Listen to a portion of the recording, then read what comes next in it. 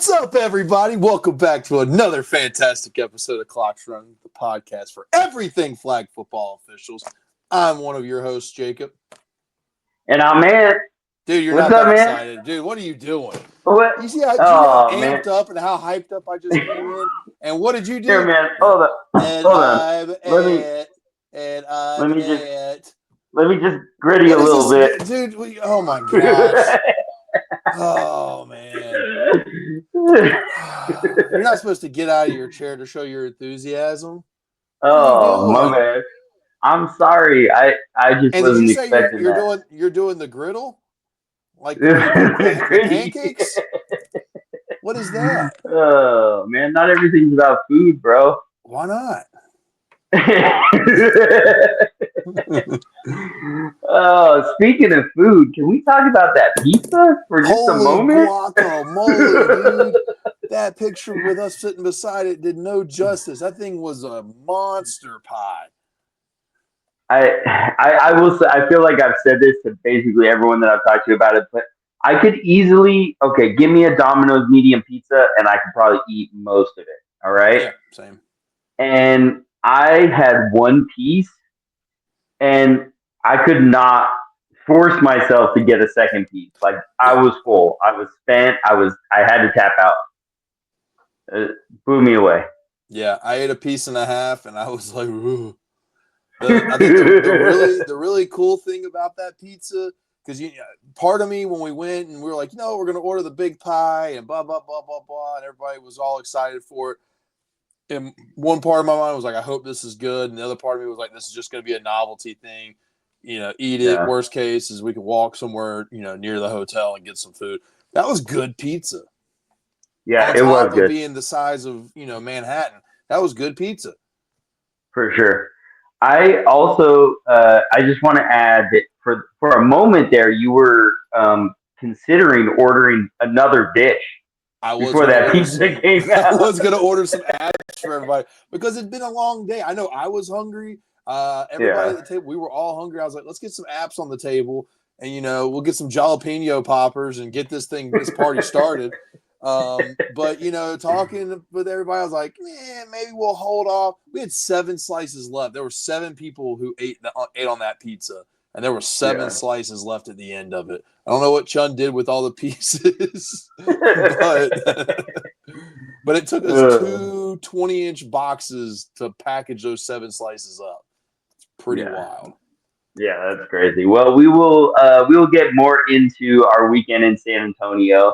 But we have 2 very special guests tonight. You want to bring them in?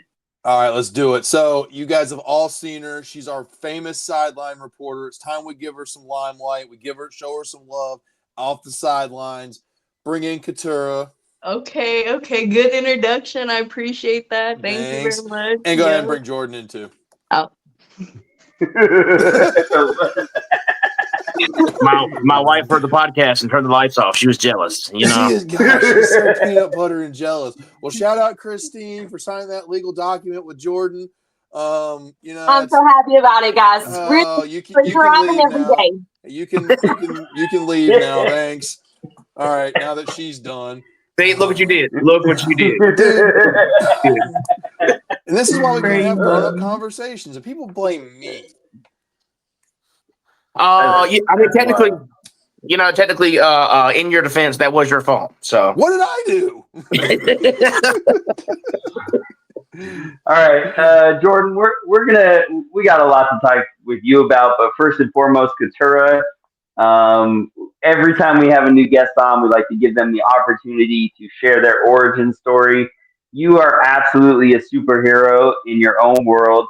So share your origin story about flag football. How did you get into flag football? How did you become a ref? Tell us everything, every detail. Don't leave anything out. We want to hear it. All right. So it started off with my dad. That guy. The wrong box. Yeah, that guy over there in the corner. Other guy. Not you guys. That guy over there. This one right here. Yeah. He started this fundraiser tournament called Brocies, and it was just all about giving back to the community. Like I think it was every month he would fundraise for a new family, and not only did he do like flag football, but he did like basketball and I think volleyball for a little bit. And what was the other sport? Like frisbee? Ultimate frisbee. Yeah, ultimate frisbee. And so Nice. He looks like an ultimate frisbee guy. Yeah. I was the only 2-time ultimate frisbee champ. For where? Yeah. Like Colorado Parks and Rec? But yeah, no, I just thought that was really cool. I mean, I definitely started off as like I call it a civilian. What is it called? Somebody that watches games. Spectator? A spectator. Civilian and spectator, they're the same thing. That's okay. Yeah, pretty we get it. That's what I'm saying. Okay, so I was a spectator, you know, I would watch like my cousin jump into games. I'd see like kids from my school, like random kids all the way from Greeley, like bunch of random kids and like, but there was no girls games, you know, I didn't see that. And then going into high school, I was trying to get a team started at my high school, talking to my principal and stuff about it. She was gonna get it moving, but then from Colorado we moved to California, and in California, it just became like a sanctioned sport. So I joined that team. I tried out for quarterback. The coach really liked me. Like I convinced one of my stud friends to join, get off the couch and like actually do something with her life. So that was fun to see her like get active and stuff. It was like a lot of fun. I really liked that team, but we moved before like the season started to Ohio. And oh no, wait, hold on. Let me back it up a little bit. In California, I was also playing in like women's leagues. So I played with like the players, and I played against like She Unit and some other teams. That's the only name I can think of. Y'all want to help me out? Okay, we're gonna name drop big names. Just some of these teams. That was nice though. That was nice. Hey, she's still telling her story, Mr. B.I.G. Flex them. No, I'm not saying it was a flex on them. Players. Okay, that was my family there. That team is not around anymore. Okay, well. Okay, go ahead. Keep going. Anyways, so yeah, I was playing with them, and so you know, I felt pretty good about it. You know, I knew how to place and stuff, knew how to catch a ball, knew how to throw a ball. You know, and then we moved to Ohio, and I was like debating between like choosing like this program I was doing or doing flag football. I really just wanted to stay in this program for a girl, but I decided to do flag football, and that ended anyways. So I played flag football for my high school. I think we were 1 in like 8. Details. But it was fun. You know, I had a lot of fun. You know, I definitely carried me and like 2 other girls. Our quarterback, like she would be crashing out on this and stuff. Like it was bad, but lovely, and you know, I had a lot of fun. And then I mean, my dad be making bank from Jacob, so I was like, you know what, let me get in on that, you know. Oh, wait a minute. So I was like, and man, I get to travel, like, okay, you know. So I've already watched flag football. I've played it. Like I know flag football like the back of my hand. So I was like, you know what? Like, let me give this a shot. I took that test and I like got 5 wrong out of like how many there was. My first 7. time. What? Nothing. Go ahead. Okay. And so yeah, you know. Then I started reffing, and reffing, like at first, my first game, I was like, nah, like I'm never doing this again. Like I literally broke down and cried to my dad because one, like it's like you got to be professional about it. Like me, I got a smart mouth, so I want to talk back. But like these are also grown men. Like, what am I gonna do? You know, like so I'm thinking that I'm doing something wrong and that like I just didn't know what was going on. But one, it was also in Nashville. It was freezing. That was your first time ever? No, but the first time that I remember. Okay. We're just gonna stick with that. Right. So we really threw you to the fire immediately. Good Lord. Yeah. Okay, keep going.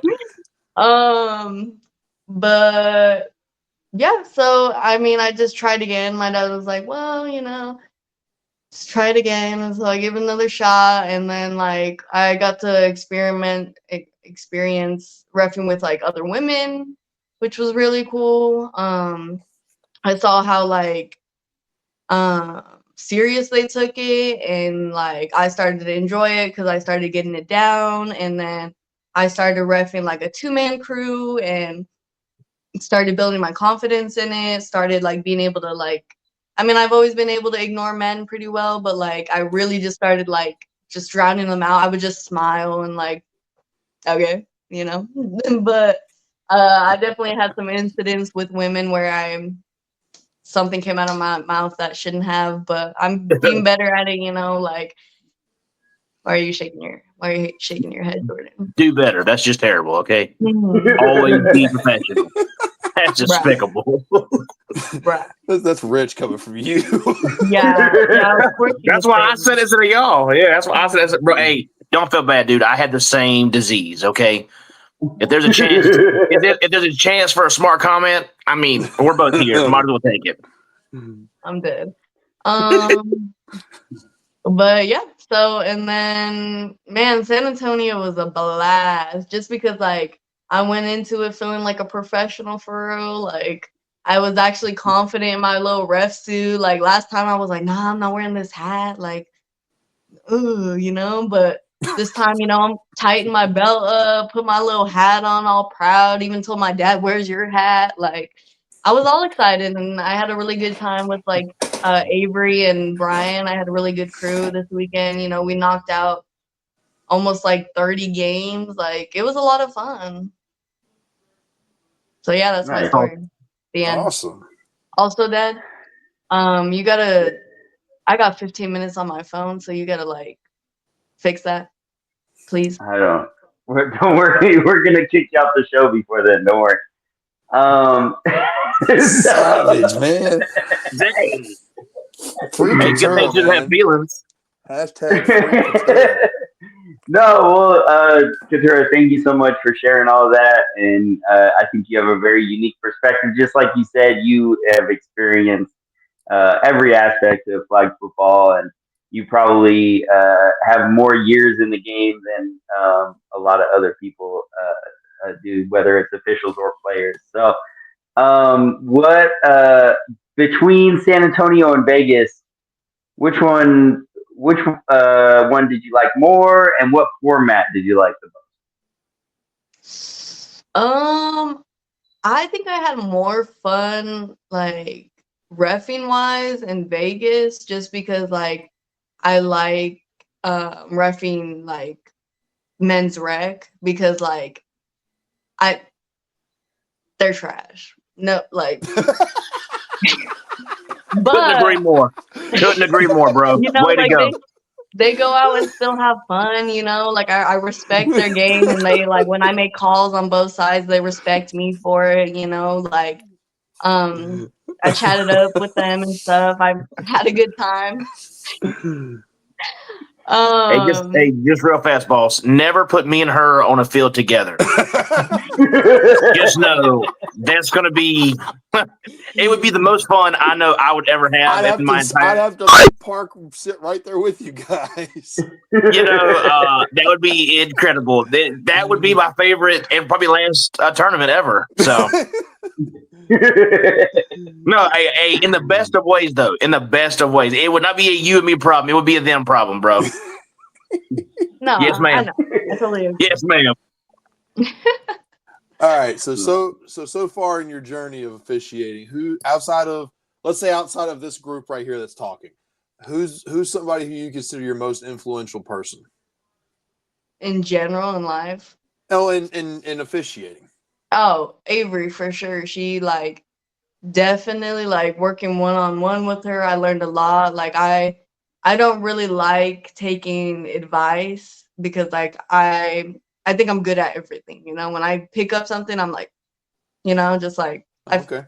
I feel cocky about it, but like I think we like learned how to communicate with each other where I didn't feel like offended when she was correcting me on something. Like I definitely felt like she was teaching me and I definitely learned a lot from her. Yeah, but no, like she's taught me so much and I truly love her as a person and I'm so glad that I met her. What would you say so far is your least favorite thing about officiating? The like disrespect, honestly. Like as soon as I put that uniform on, like I'm not gonna pick up no fine guys at the tournaments anymore. Like they're not gonna like me, you know? You're not allowed to do it anyway, just so we're clear. Yeah, you're not 30 yet. Can't have Nope. any fine guys. Yeah. No one Okay, that we've well, ever met at a flag football field is good enough for you, ever. Okay. Well, there's 16U. Chill. Okay. That makes it worse. I've met every 16-year-old. No. Every one of Heck them? no. You met every single one of them? Every single one of them. Okay. Mainly because I met me and all my friends at 16, and we were all the same. It only got worse. Yeah, that's true. You know, no, I'm good.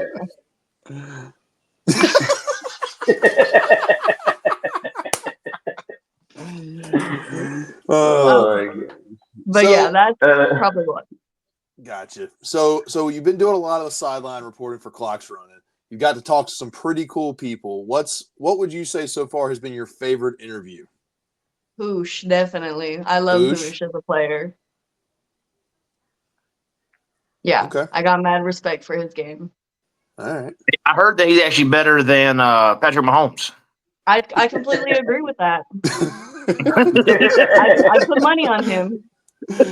Kansas City needs to realize. Oh man. All right. Well, Jacob, you have any other questions for Keturah? I don't. That's all I've got. Keturah, thank you so much. Yeah, facts. Everything you do for Clocks Running. Of course. You make the tournament so fun. You make the clips so fun. You are so fun. You're becoming a great official. I don't care what Dad says. Oh.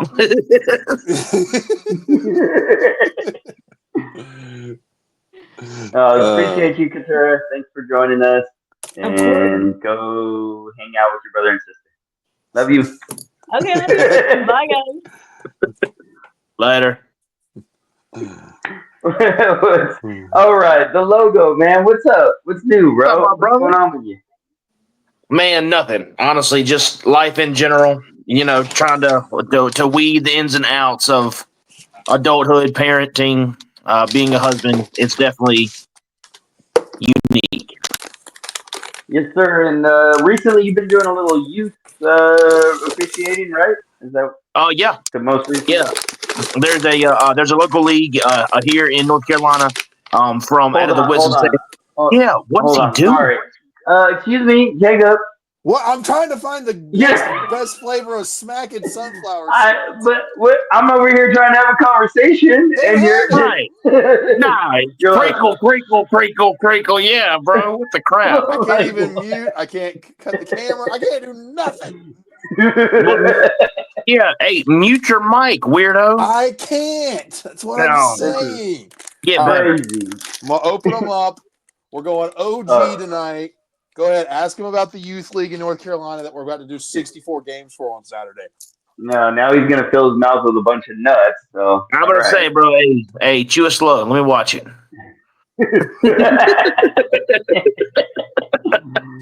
Okay, so you guys got 64 games on Saturday? Oh yeah, no, it's 3 fields, 11 games each. It is our blocks. It is 2 20-minute halves, 5-minute half times. So it's definitely gonna be a unique day. It's NFL flag rules, but it's for the kids. So, anytime that we have a chance to try to give back to the community in any kind of capacity, we definitely try to have fun. And we're out there to have fun. We let these kids play. We try to guide them and coach them in the process. We only kind of try to restrict them if need be. Other than that, man, it really is about the smiles and them and the memories. You want them to remember this stuff years down the road so they can either try to go to the next level, become a tackle football player, whatever their path may lead. Yeah. I personally hate officiating youth flag football, but when it's needed, I will do it. It's slower than 7 screen, in my opinion. There's just no action. Hold on. You think they're slower than 7s? No way, man. I don't know. I don't know. I'm gonna Ant on this one, bro. The kids' games is very slow. Especially when they're 20-minute halves. Like that's an eternity. Yeah. It's been, in your head, it's been 10 minutes. You look at your clock, it's been 3 minutes, 32 seconds. At that point, bro, both of you guys win ball game. All right. Yeah. Double win. Yes.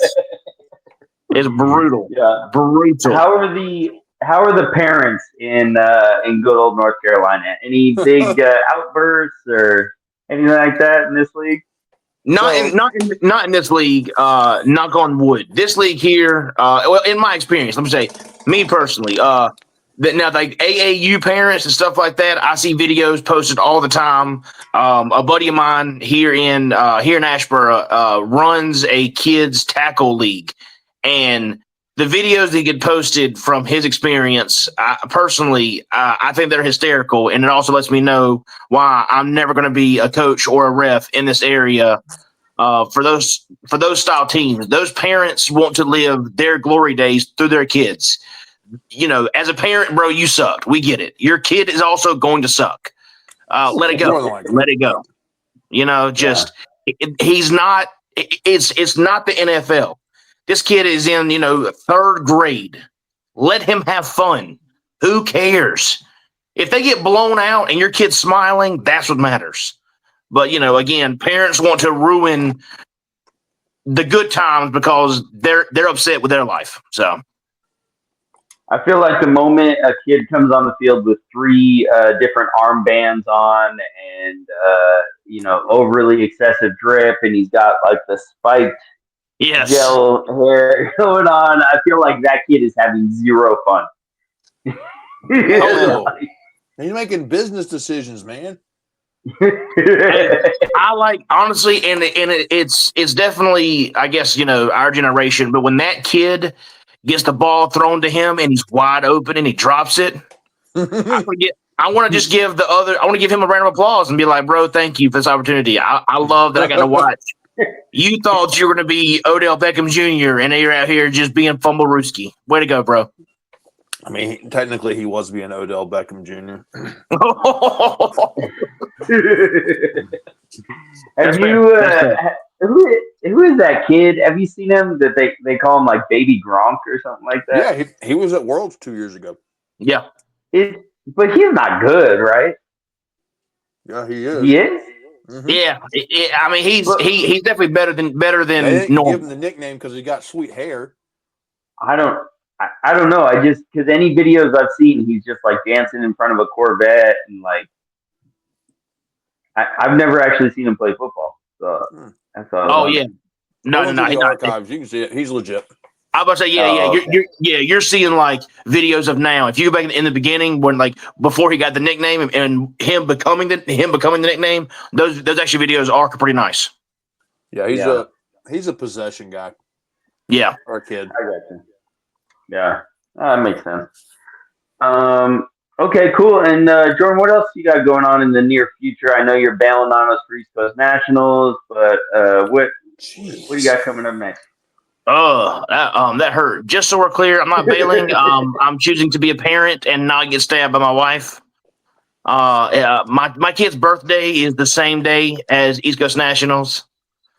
But no, other than that, we do have a brunch event, a brunch event at the bar that my wife owns on the 8th as well, right there.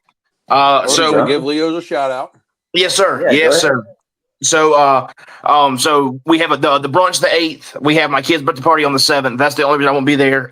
We have Gatlinburg coming up though. I'm very excited for that. I get to see all of you guys. We get to have some fun and we get to train some people. So I'm definitely intrigued to see the layout and where they're at and what all we get to bring to the table in positive aspects. Sounds like a perfect opportunity for Jordan and Keturah to work together, actually, in Gatlinburg. Yeah, I don't have to kick them out of the USA event.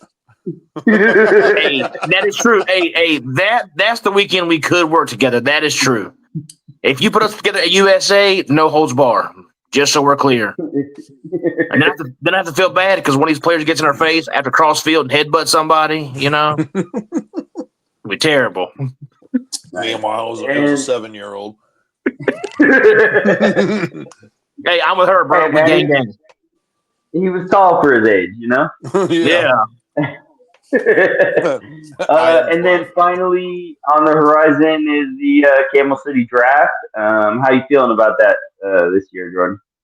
Oh man! First of all, that's probably one of the most fun events that we have all year long. I get to love everybody equally, So at that point, it's not team versus team. I don't like this guy more than this guy, So there's only one person in Camel City that I hate. There is definitely a one guy that's a runner up. Other than that, that's a lot of people for me to only hate 2 of y'all, and that's fantastic. I will be giving out my airplane bottles of whiskey like normal. You score a touchdown, you come see me, okay? I got a fanny pack, and it is full of airplane bottles. So, again, score a touchdown, bro. Nothing better than to celebrate in the back of the end zone other than chucking a shot. So. Is there Jacob, can you think of some better ways to celebrate a touchdown? High five your teammates. What year is this, bro? That's boring. What's next?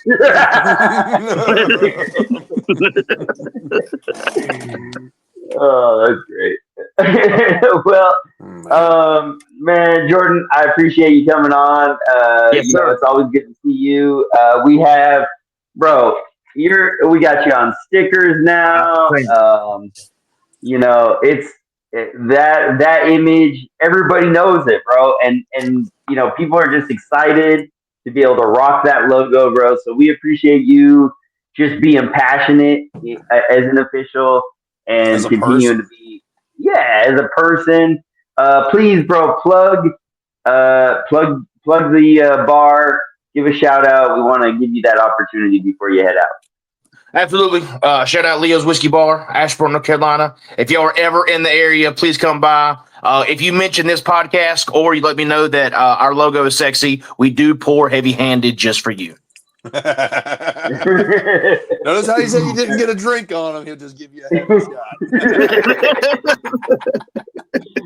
Oh, man. There we go. Well, we appreciate you, Jordan, man. We'll see you soon. All right, fellas. Later. Oh, man. Can you imagine putting Jordan and Keturah on 5 non-contact mints, bro, and with YTG and freaks and let them just hilarious. Yeah. What happens first? A fight breaks out, or someone gets thrown out of the game? Thrown out, definitely. Yeah.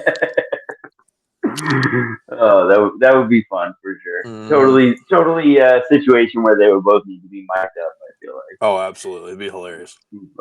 No, it's been really cool to just from a distance. I know I've worked some games with Keturah, but which has been fun. But I like to give her a break from having to hear my voice all the time, like she does 24/7. So it's been cool just being able to walk by and see her she's locked in, she's focused, She's professional. She's hustling up and down the field. Yep. She definitely is taking it serious. This is not just a novelty, situation or anything like that. So it's cool to see for sure. Yeah, you definitely have this is a proud notch to put on your tool belt.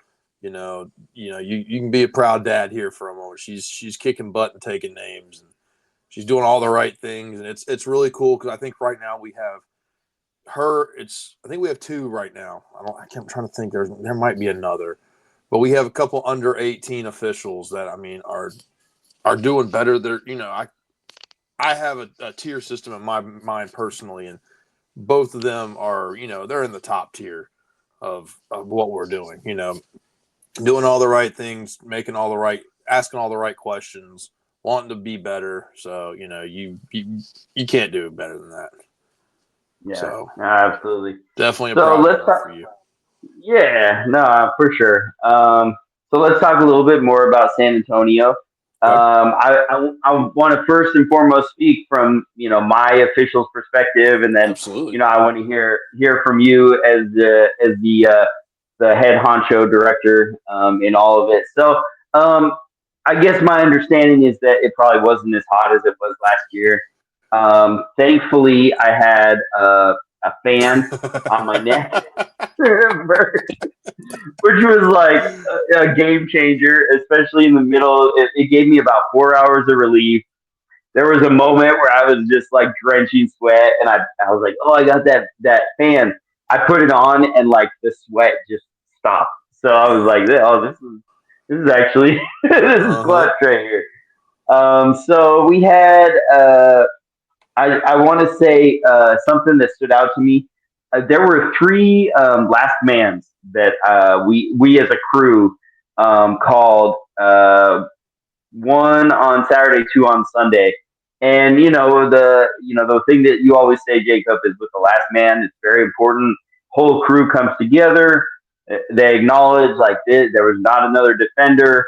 But it was pretty cut and dry. I mean, basically, in all three situations, it was a deep ball to a receiver, and one defender had a chance, and they tackled the receiver. So, pretty cut and dry. It was easy for us to come together as a crew real quick and be like, "Where are we at? Last man, last man, last man." Yeah. But I would say that's probably I haven't had a last man that many times in one tournament. I was good as far as unsportsmanlikes went until Dean over the weekend messaged the group chat and was like, "Hey, bro, how many unsportsmanlikes you had?" And all of a sudden, boo, boo, boo, boo.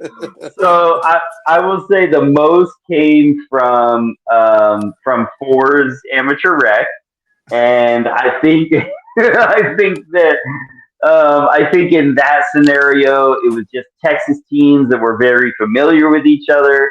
And it's so funny because when two captains walk up to the coin toss and they assure me that it's going to be a fun game because they play together all the time, that's when I know It's not. it's not going to be. And as soon as things pop off, the language, all that. So I think the biggest thing, and something that I communicated because it happened in like the semifinals, that I communicated with the teams going into the finals was one of the biggest things that I don't ever want to see is somebody on the sideline who's not in the field yelling at a player that's on the field. And when that interaction goes back and forth, 9 times out of 10, that's going to draw an unsportsmanlike flag. Do you agree with that, Jacob? Yeah, I mean, if depends on what we're talking about. If we're talking football, we're talking junk. I don't care. Once it gets outside of that, that's where I draw the perimeter. I don't care if you're on the field, off the field, who you are. That's when you're going to call the unsportsmanlike for me. I'm going to let you talk. I'm going to let you have fun until you cross that line. And once that line's crossed, then I'm going to shut it down. Yeah. And it's, it can be challenging. And I think there's a lot of like fluidity to it, gray area where some words, it's really in the tone. Sure. And so you you really got to turn your hearing aid up a little bit, like really, trying to Grandpa, tell me more about it.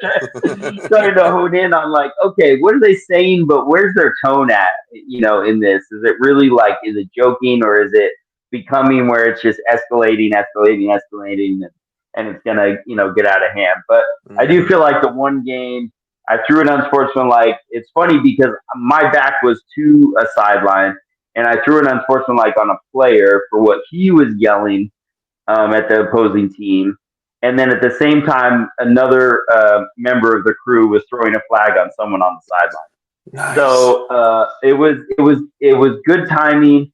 Gave us offsetting penalties, unsportsmanlike, and from there, both teams they took it down a notch, and we had a really good game. The semifinal game, finals, the championship for that was a good game as well. Definitely came down to like it always does in flag football, is who knows how to manage the clock better. That is such a challenge for flag football. The other fun thing that came up, and I just want to talk to you about this scenario, and we can discuss it a little bit. So basically what happened is it was a co-ed game.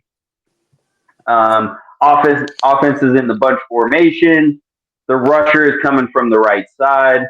They have their lane on the outside of the bunch.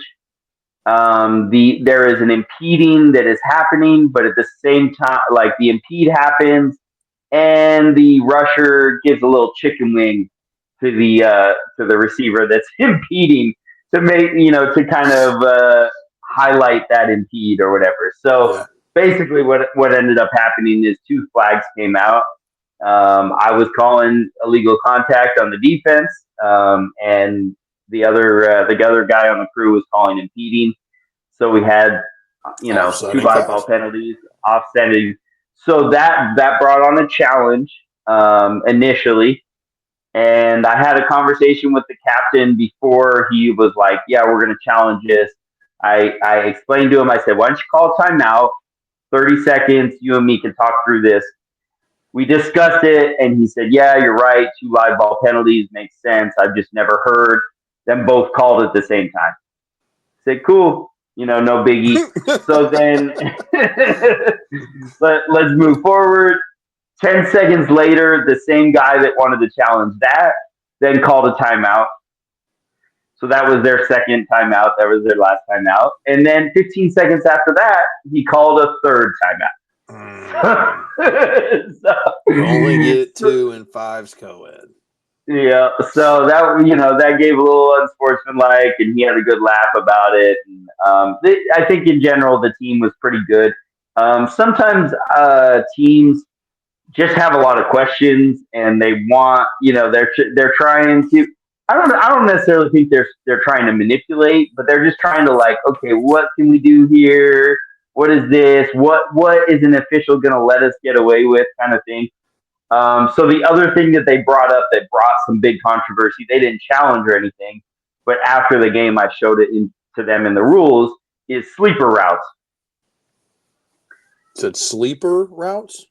Yeah, have you heard that term before? Okay. So essentially at the last second before the ball is snapped, a player sneaks onto the field. Oh yeah, like an illegal. Okay, yeah. Yeah. Sleeper route. Yeah. Who came up with you just made that up? No, I didn't. Okay. So anyway, I was just explaining to them that even though there aren't numbers on the field, you do have to you got to go into the middle of the field, and then you can go 10 yards. Yeah. Yep. So that was confusing to them, but they obliged, and then after the game, I showed them, in the rule book where it was. So so that was kind of the whatever the issues that came up, but all in all, it was a good tournament. I appreciated the teams that were out there, the officials that I had. I think we had a great crew. The other thing that comes up anytime you're in San Antonio, Texas area is the little tiny flags that we have to deal with. Mm-hmm. So Major headache. Oh, major headache and such a challenge because there are definitely the 8-man ones that are very obvious to see. But I think in general, probably people don't want to buy another set of flags, so they cut their own flags. And so, I mean, there was one team that we lined up and we found 5 different sizes of flags, on one Yeah. sideline.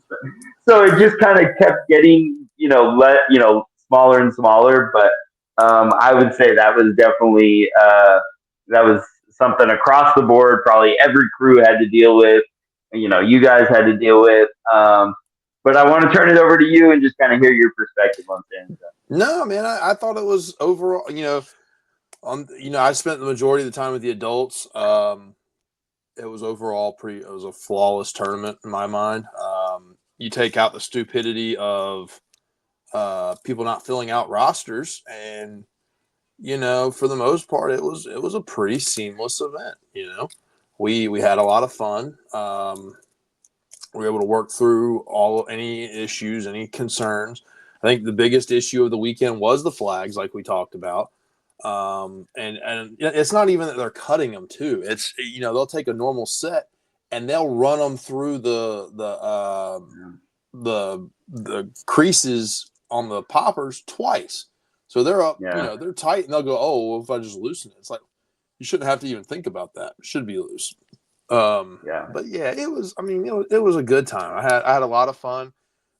We had some really great crews this weekend. We had a lot of officials this weekend, which, something that's kind of the culture's changed a bit. We used USA Flag FFWCT used to be very heavy with Dallas representation of officials, and I think time changes, peaks and valleys. People move on and do different things, and I think we've got a different group in there now. But the group we had was phenomenal. For the I wouldn't have asked for a better group. We had a pretty dang good crew. So I'll say that. And like I said, the last thing, just of course, is to end the night with roster checks. I'm never a fan of a roster check. I don't believe in it. I do understand it's in the rules, and I accept why it's in the rules, and I'm fine with that. But people use roster checks as a way to not play and to, just to continue on that way. And I'm not a fan of that. But that's just my opinion. It's not the opinion of anybody else or USA Flag or anything like that. But ultimately, fill out your roster and have your ID on you. It's so simple. I've never been able to comprehend. When I travel, I have 2 forms of ID available to me. That way, if something happens to my primary, I have a secondary so I can get home. I always have a way home. But for folks to just not have their ID, or I left it in the car, or I did this, or I did that, and they don't have anything, like it's absolutely bananas to me. And that's how it ended Sunday night. Was over. A dude wanting to get his ID, whether he actually had it or not. Or whether he was the person or not. That's a different story. But it's pretty frustrating.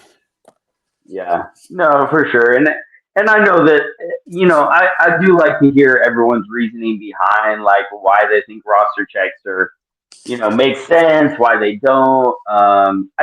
I do think that maybe there's scenarios that it makes sense. Also scenarios where it's just like, I don't think anyone involved is going to feel good about it. I know we've talked about in the past where there was like, a year in Vegas where it was like the last few seconds of the game kind of situation. That scenario to me is like, at this point you've played the game. I feel like in a roster check scenario, if your goal is to have them play a snap and they played a snap right away at the start of the game, then just do the roster check then. Yep.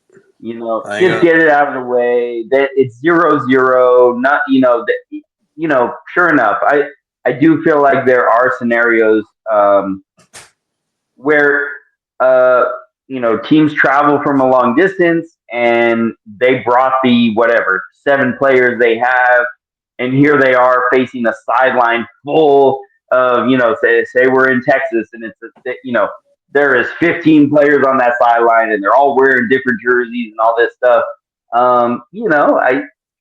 It can seem a little unfair in that situation where it's like, okay, well, is it worth a roster check? Hey, you only get one chance. So if you don't know who those players are, so, but yeah, I mean, I think that all in all, maybe the back-to-back roster checks it probably doesn't sit right as well. I think that's a lot of it. I think is just how quick it progressed, between the first game and then the second game where it ended. But it is what it is. I'll give that team credit. In the second one, as soon as they saw the person play, they called it. Yeah, and that's they did what they were supposed to. The first game, I think, only had like 5 minutes left, and I was like, "What are we doing?" Yeah. So, yeah, but exactly. it is what it is. I mean, you do that, and it is what it is. Yeah. So, any other challenges or funky kind of rules that you want to talk about from San Antonio? Or there really wasn't a lot, man. It was pretty cut and dry. I think every youth had some adjustments in their rules to kind of prep these kids to be ready to play in the adult divisions. I'm actually kind of excited with shout out to Cassie for kind of implementing these rules where, now, in youth, it's a 5-second count. It's not the 7. They starting in 7U or 6U, 7. I think it's 7U. They're rushing now. It's these kids are learning their ABCs and how to sack the quarterback. So, they're making big moves, and I think that's for the betterment of the game. It's getting the kids prepared early, and it's having them do the right thing from the very beginning. But yeah, overall there wasn't anything too off the wall. I think the only thing off the wall was that 42-inch pizza that we tried to eat. Yeah, no, absolutely. Yeah, and San Antonio, that's my second time there, but the last time around I didn't go sightseeing at all. So going to the River Walk and then also like on the way out of town, stopping at the Alamo, that stuff was cool to experience. So I want us to move into another topic. It is definitely a hot topic right now in the world of flag football. Don't worry, it doesn't have to do with Southern California this time around. I know this is usually when I bring. This is where we plug usually all of the leagues in California and Colorado and all the other places. No, this has implications on a global scale. Okay, so I want to read the quote that has now basically been recycled because now with the news from the NFL that now one player from every team can represent in the Olympics, and then also international players can represent other countries. But so Housh was there this weekend. He was officiating. So I want to read the full quote. I'm not going to clip it out. And then I have a few other quotes from kind of players and NFL players, ex players that have come up in the last few days. So this is what Housh said. At the end of the day, I feel like I'm better than Patrick Mahomes because of my IQ of the game. I know he's the best right now in the league. I know he's more accurate. I know he has all these intangibles. But when it comes to flag football, I feel like I know more than him. So, Jacob, what are your thoughts initially just hearing that quote? How do you feel about that? That's a very fair statement. How often is Patrick Mahomes playing competitive flag football? He's not. What is Housh doing? Playing competitive flag football every day. He hit the nail on the head. Patrick Mahomes is in the NFL. He's at the top of his game. He's the best at his game for the things that he listed: his accuracy, his arm strength, things like that. And that a quarterback in the National Football League has to have. Makes perfect sense. Patrick Mahomes, the only thing he's thought about flag football is, might be fun, and rolled over and went back to sleep. That's it. Why wouldn't Housh have a higher IQ right now than that? The way the media and the way everybody else is twisting this up, they are twisting, turning, slicing, dicing, doing everything they can to make this seem like he just said that he's a better football player than Patrick Mahomes. And that is so far from the truth of what the actual statement was. It's crazy. Yeah. Yeah, and I've heard clips from Cam Newton, his podcast, and then also the Kelsey brothers on their podcast talking about it. I don't know if you have any other quotes that you heard, but Cam did bring up a point. He just said, "Look, when you mention somebody's name, that it's bold to do that, and so you just got to realize that is going to bring attention." Cam Newton said something as far as when you don't fear getting your block knocked off, you can play extremely bold. So to him, Cam Newton was talking about how he can be shifty, he can move around like this, he can do all this stuff because he has no fear of getting injured. Do you agree, disagree? How do you feel about that statement? Again, they're centering on a miss. They're taking the quote out of context. Again, if you listen to the way Cam Newton's talking, he's saying that Housh is saying that he's a better quarterback than Patrick Mahomes. And guess what? If that's what was actually said, I'd be right there beside Cam Newton looking at Housh like he's got 3 eyeballs. Okay. But that's not what was said. So he's talking about and referencing to something that's not even relevant.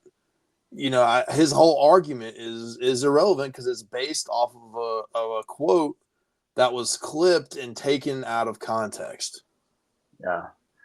Yeah, and then Cam Newton goes on to talk about the fact that hey, none of us even want to see Patrick Mahomes play flag football, but we do want to see Kyler Murray. We do want to see Lamar Jackson. So talking about that, do you think Patrick Mahomes is even the best option as a quarterback to transition to flag football?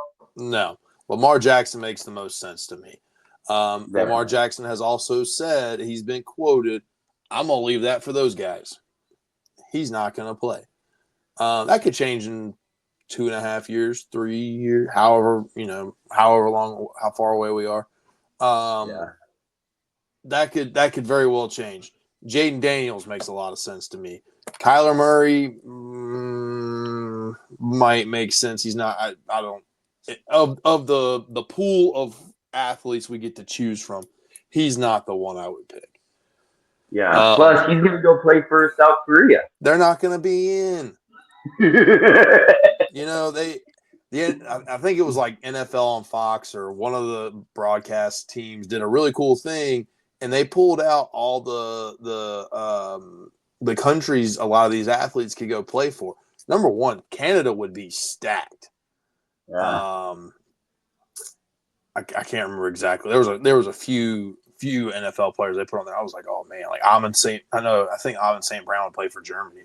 But they were naming like Nigeria. They were naming I think Egypt got named. In case you didn't know, Egypt's Jamaica. They're naming a lot of these different countries that really aren't in the conversation to be a part of the Olympics. A lot of people are failing to realize they're only taking 6 teams for the men's side and 6 teams for the women's. So there's a lot of countries that are going to get left out this first go around. It's kind of disappointing. It's kind of frustrating, but I also get this is a very much of a trial run to see if this works or not. Yeah, no, absolutely. And the other, kind of aspect of this that I want to bring up, I know I've joked around about the fact that hey, back in '98, George Cascudo was playing Brett Favre, and hey, the pros won in that scenario. Now that was that was a lifetime ago. But the other scenario that people bring up a lot is they're like, hey, Housh beat pro athletes in the AFFL, but Cam Newton, he talked about the players that were in this. I mean, Michael Johnson was not even a football player. He was a track star. And the other guys that were on that team, They were past their prime. They were not, we're talking about a different scenario here. We're talking about current NFL players. So, do you think it's fair to continue to talk about these past scenarios where it's been pros versus Joes kind of thing? It's hit or miss. I think look at it like this: George lost to Brett Favre. Housh beat Seneca Wallace. Seneca Wallace, while he was a quarterback for the Seahawks, I think he played for a couple other teams. Seneca Wallace was a guy who would go out on kickoff and kick return and punt return as a gunner. He was doing everything he can just to get on the field. He wasn't trying to play quarterback. I think there is a talent level to it. Jason Avant played for that AFFL team. I'm trying to think who else. Justin Forsett. There was a few guys that were pretty notable that in their prime were decent players. Nate Robinson was on one of the other pro teams that lost. But yeah, I mean, trying to just say you're just going to throw a group of pros and have them play, the national team that's currently there, I don't think that's quite right. I don't think that will. I think in a 3-game series, game 1's going to go to the USA guys or the national team. Game 2 is going to go to the NFL, and game 3 is going to really come down to how much did the NFL learn.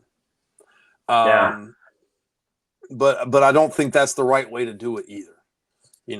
There's somebody sitting in a lab. I say lab. Pat and George are sitting in a lab right now, figuring out how to manipulate and make the best of both worlds. I don't think they intentionally would leave anybody out, but they might also get directives that they have to, go with, X, Y, and Z. So and that, that leads me into kind of what the Kelsey brothers are talking about. Now, I don't regularly listen to that podcast by any means, but it's funny because Travis was kind of making a joke of the whole thing, and he was just like, "Whatever, bro. These guys are, they're not gonna come on. Like, all it takes is Lamar sending Tyreek on a go route, and that how are they not going to score in that scenario?" It is my second favorite. It's my second favorite football podcast aside from Clocks Running. But no, I think he doesn't take much serious anyways. So I think that's I don't think that's something to really stress over. But he does make a point. Yeah. Who's going to cover Tyreek? And then the other thing that Jason was talking about, just like you were saying with Pat and George, he said, okay, have a couple coaches that are very knowledgeable in flag football put together an NFL team, NFL players team, and then go against the national team and see how they fare. And his statement was, I do agree if these guys are the best, they should represent USA, but I feel really confident that they're not the best. Okay, so let's take the men's 3-on-3 basketball team. They don't have pro players. Kyrie Irving, LeBron, and Steph Curry don't get done with the regular 5-on-5 basketball and say, all right, let's go play some 3-on-3 real quick. That's left up to, amateurs. I think they might be professionals in their own stance, or their own right. But yeah, it's not the NBA guys that go and do that. Yeah. So it's something to keep in mind. I think that opportunity is there for if the NFL is not going to let them play or they're not going to have the opportunity. We absolutely have the best solution. Yeah, I mean, and I do think that the 3-on-3 though, they've kind of prevented professionals playing by what their requirements are of international play. Mm-hmm. So they have so many events they have to go to. Yeah, so I think that that's different. I mean, I think across the board, I've talked a lot about basketball and how that always looks. But I mean, just looking across the board at Olympic sports, I mean, you think about, for example, wrestling trials. I mean, every weight class, only one person from the United States is going to represent that weight class. and they are in a tournament to be able to, beat that. So they might have to beat, 6 or 7 other wrestlers at their weight class just to earn their spot on the Olympic team for wrestling. Same thing with boxing. Look at the gymnastics teams. I mean, some of those gymnastics stars, they only compete in one event because they're not the best at their event, to represent their country. So, Right. I mean, the Olympics it's no joke when it comes down to it. And the fact that we're not even talking about 18, we're not talking about 12, it's only going to be 10 players on that roster. Mm-hmm. So, tough. It's going to be a lot of two-way players. So let me ask you this. So Jason Kelsey brought up the fact of having somebody from the flag world coach the NFL players up, to play against the U.S. national team. Would that person be considered a sellout? Or would they be benefiting the sport? I feel like whatever's benefited the sport is already like the benefit of the sport has already happened. It's like the ball is now rolling. There's nothing going to stop it. It's going to be in the Olympics. Now it's up to who's next. Like, because truly, just like you said, it's a trial run. Mm-hmm. So I think that has to play a role in this. Is that whether you look at the United States, the NFL, IFAF, they want this to be in the Olympics. So putting people that are going to sell tickets and make this a marquee sport in that Olympic event is going to be NFL players. I feel like if the coach has a decision and they choose, and at the end of the day they're like, hey, these are the 10 players that we picked, and they all ended up being NFL players. Yeah, they might get some, people saying, "Hey, man, you played with us, you coached us. How are you gonna be a sellout, this or that?" But mm-hmm. I feel like there's gonna be so much behind the scenes that we're just we will not know about. Oh, absolutely. I think we both kind of share the same sentiment as far as this is what we want to see happen, but we have to take a step back and look at what's realistic.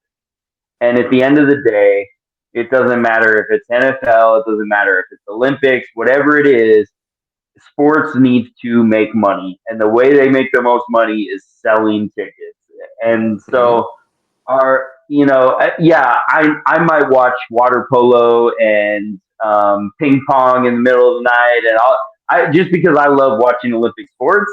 Yeah. but I'm not the majority of who sells and those tickets are going to be so. I mean, LA, they've already picked out where it's going to be. Those seats are going to go for so much money. Yeah, I can't wait for us to figure out how to get there. Yeah, I mean, but guess who's going to be buying those front row seats? And they're going to want these famous people are not going to want no names there. They're going to want NFL players.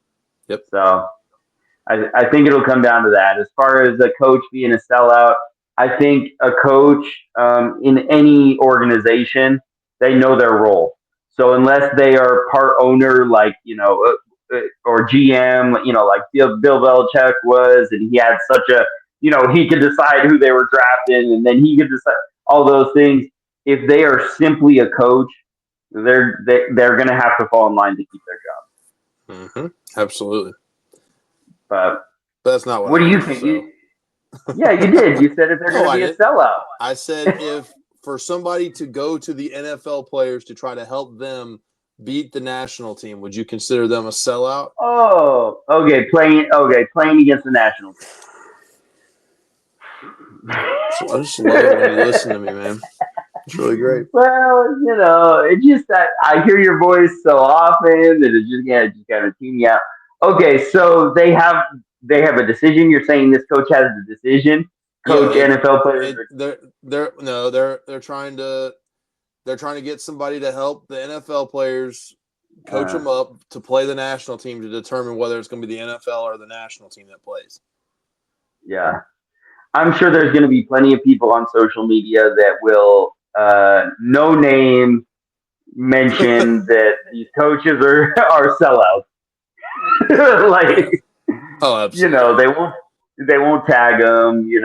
They'll make memes about it and stuff like that. But as far as I don't know. If you got an opportunity, like, why would you turn that down? Yeah, there's no way you turn that down. I don't think it's being a sellout at all.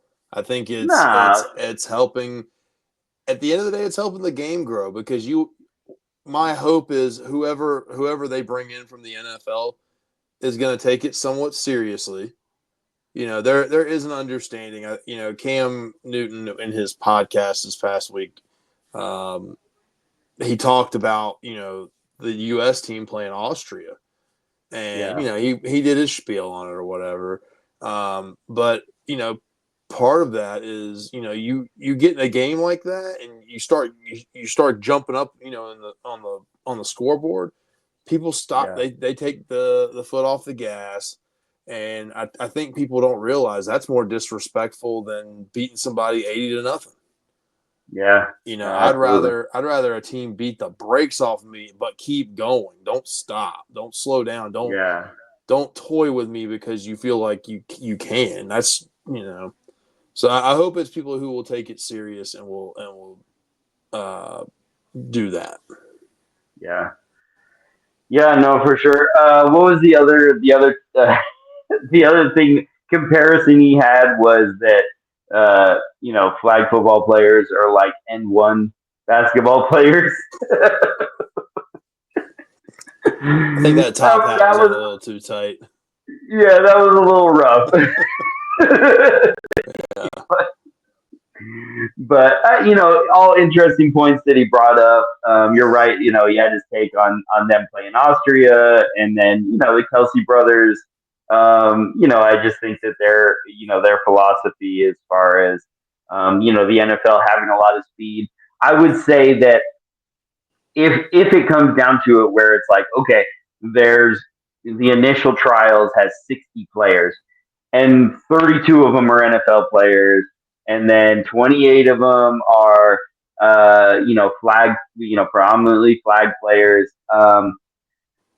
If they get compared in the 40 in vert in side to side, the NFL players, the majority of them are going to beat all of those flag players in those kind of things.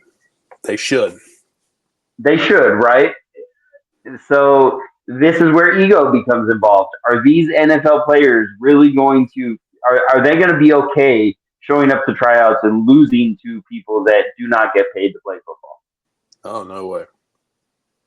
So they're going to be training. They're going to prepare for it. Hey, if this is what they have to do. Now, there might be also some players that are like, nope, I want a spot. I'm the LeBron James of the NFL. I'm walking in and I'm taking a spot. So just you can try out for 9 spots because I'm taking the first spot. Right. I mean, I just think that and it takes that, right? It takes that arrogance and that ego to play a professional sport. You have to think you're the best, no matter who you're playing, no matter who you're going against. And so, yeah, there might be, some of these flag football players might be somewhat at that level, but NFL is a whole other level. Yeah. So I think the big thing you'll see, they might go and recruit 3 wide receivers. First thing, say offer him. It's going to be you guys. You guys are going to make the team, and they have to come in. Then they have to say, okay, now we go through the trials of the rest of the people. And maybe that helps them, thin the herd down to, they don't have to bring in 60 people. They don't even have to bring in 32 because let's say the LA Chargers decide to put a left tackle up for the Olympics. Obviously that person's not getting picked. So, you work through some of that stuff. Maybe there's going to be a ton of conversation. We got 2.5 more years. It's going to be interesting for sure. Do you think that this still is kind of up in the air? I know that there's still those caveats about like, the timing around, training camps. Do you think this is still up in the air, or is it pretty much like, hey, NFL players are going to be taking some of these spots? No, I definitely think it's still up in the air. Okay. Because the IOC hasn't released when this will play. And one of the big points that the owners agreed to was if this doesn't conflict with scheduling of the NFL. So if this doesn't conflict with training camp, if this doesn't conflict with mini camps, they're not going to let these guys walk away from training camp getting ready for an 18-week season to go play in the Olympics. If I think they said pretty much the flag would have to be played the first week of the Olympics, which I think is before opening ceremonies, if I'm not mistaken. It would have to be played then. Otherwise, it wouldn't work. So, everybody might be getting all riled up for nothing. Yeah. It might be Cam Newton and Odell Beckham and, Chad Johnson and Terrell Owens, just naming off people who aren't in the NFL. Randy Moss. That'd be so fun to watch Randy Moss play. Yeah. I mean, I know it sounds crazy to say because how old is he now? Tom Brady, 45 or right? He retired at 43. Yeah. Yeah, I know it sounds crazy to say, but don't you think if Tom Brady went to Pat and George and was like, I want the quarterback spot? I don't think you say no. I mean, I don't know. Like, how do you turn down Tom Brady for that spot? That'd be tough. And then he could be like, yeah, I've got a long snapper that, I mean, he could sit way back in the pocket and he's not worried about the rush. Mm-hmm. I mean, he needs only a few seconds. And then if he's got some speed, because just like you said, if they recruit 3 receivers, if they have 3 receivers that played, D1 as a wide receiver, that's him having those weapons around him, and then you put a long snapper at center that just goes out for a dummy route.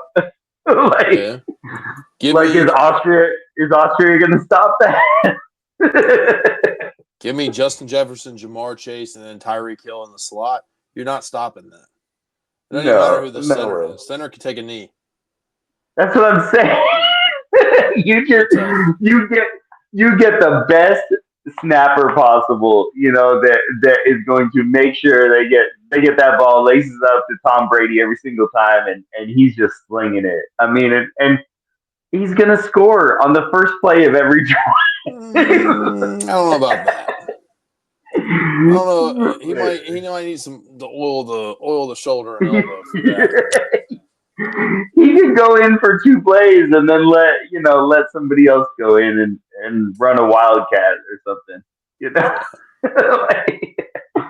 But all right, man. Well, it's always a fun topic. Like we both said, we're gonna be talking about this 2.5 years.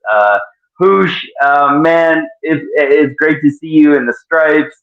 I know my daughter loves being able to chat with you and everything like that. But yeah, man, your interview is going to be cut and spun and clipped over and over and over again for the next 2.5 years, for sure.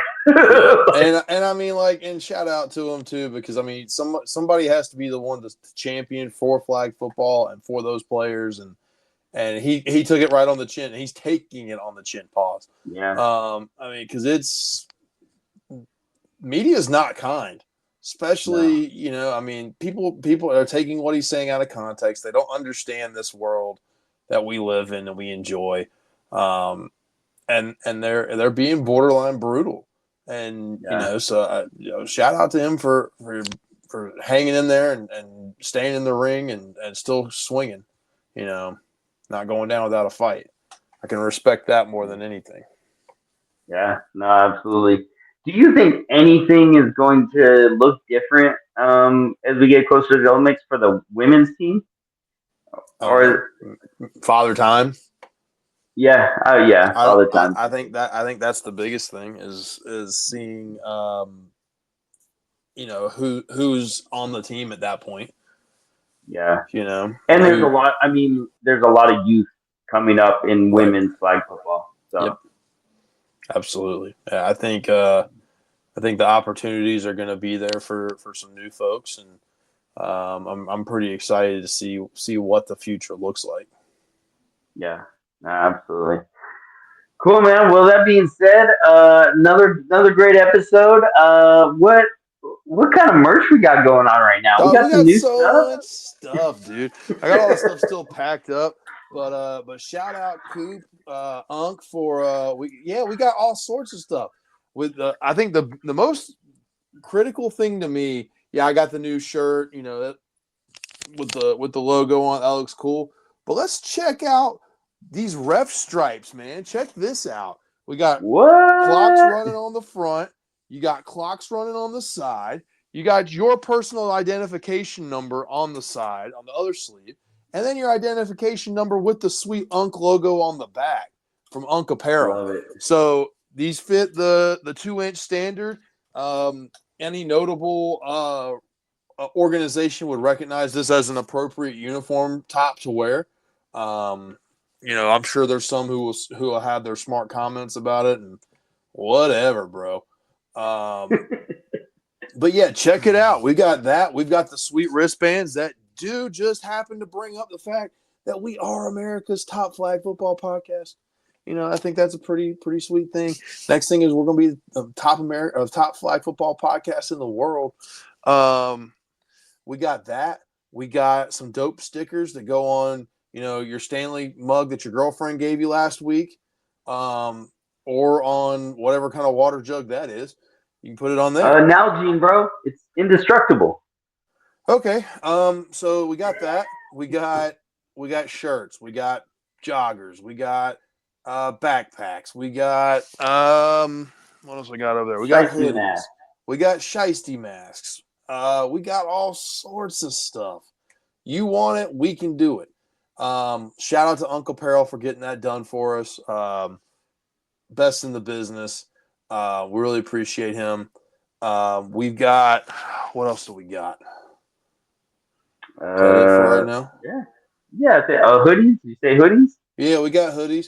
Hey, and guess what? If you guys, next event Jordan's going to be as in Gatlinburg, one of your clocks running stuff autographed, he'll be there. Ooh. He signs babies and kisses foreheads. He does it all. He was on earlier. So we got that.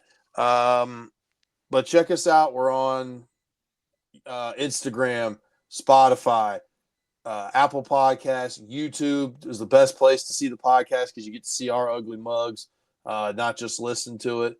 You can check us out on MySpace. We are in your top 8, whether you like it or not. Thanks, Tom. But we're everywhere. We got our link tree. It's in the bio. You can find us. You can get merch. You can do all that stuff. So just check us out. Yeah, absolutely. And we will next place we'll be live is East Coast Nationals. What is it? Fruitland still? Salisbury? Where are we? Fruitland, Salisbury, Maryland. It's all in that area. Ocean City is the nearest major city. I'll put it that way. Okay, cool. So check it out. We are going to be in Maryland. Keturah will be with us, so she'll be doing some sideline interviews. Hey, if when she's got her official's uniform on, leave her alone. She's locked in. She don't want to talk to you guys, okay?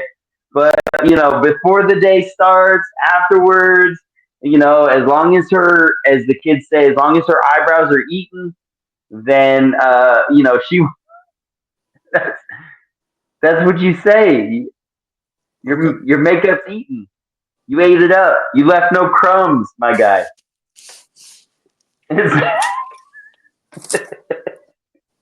Okay, yeah, see, you know what I'm talking about. So she loves doing interviews. We love posting them on Instagram.